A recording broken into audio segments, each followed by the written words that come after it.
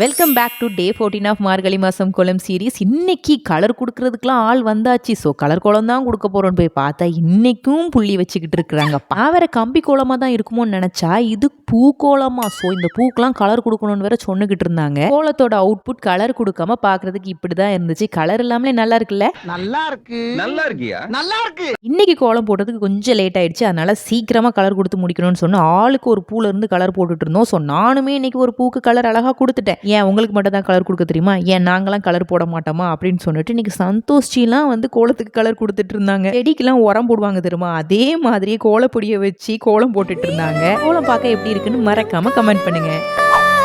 என்ன வண்ணம் என் வெட்கத்தின் நிறம் தொட்ட விரல் இன்னும் கோல் கொண்டு